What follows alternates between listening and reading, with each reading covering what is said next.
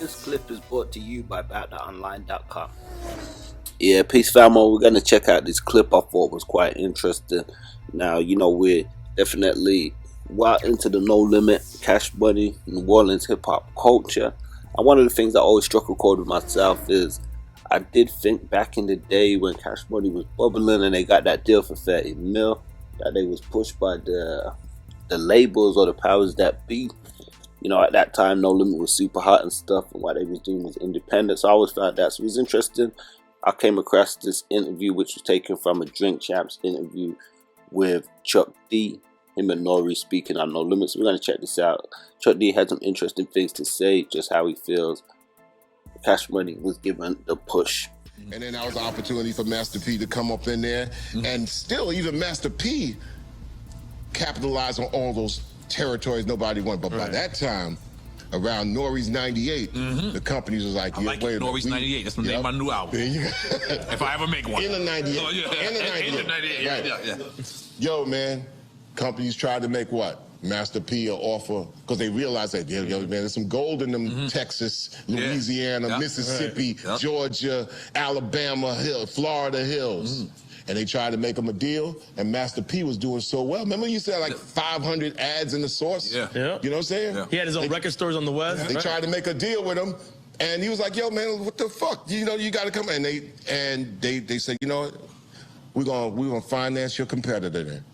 And that's when you start seeing Cash Money. They financed his competitor. Shit getting real. Wow. And then surrounded it. This is the same old, and no disrespect to Cash Money, but that was the game that the majors would play to destroy black businesses. That's right. You know what's crazy? I'm going to be honest with you. I went to New Orleans around that time when Master P was the shit. And I wanted to do a record with a dude, I think his name was Skullduggery. He eventually wound up being on Penalty Records. Yeah. And I remember me being in New Orleans and me identifying with the only other Puerto Rican person that was there. It was a girl, she had fronts on, and she was Puerto Rican. And I said, wait a minute.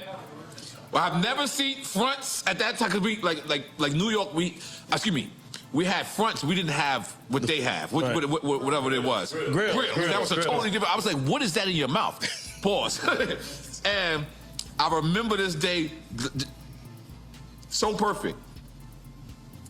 I said, I'm out there. I'm out here to meet with what I want to meet with No Limit. I want to, and I remember her saying to me, "We on that Cash Money right now," and I was like, "What?"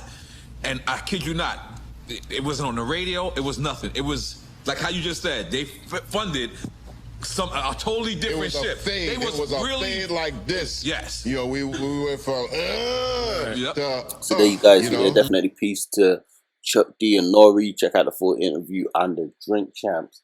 Now, he definitely made some points where he spoke about P cornering the market on those territories, and they tried to cut a deal with him, which subsequently didn't go down, leading to them financing Cash Money. I mean, what do you guys think? And N.O.R.E, he spoke about wanting to work with No Limit, which we've heard him express in the past. I think it would have been dope if he actually got to do that collaboration. However, we do know that he would work with Cash Money, which was, I don't want to say quite early on, with Cash Money about to bubble, or it was already bubbling, but getting ready to blow a lot more worldwide. I remember they featured on his album, Malperfume the Hustler, and I believe he may have also featured one of their albums also. So, definitely interesting one. Salute hip hop. 50 years of hip hop celebration is still going down. We salute No Limit and Cash Money. We know that the industry does play a lot of divide and conquer tactics, but we're glad both of these guys was able to blow up and sustain long, healthy careers. Peace.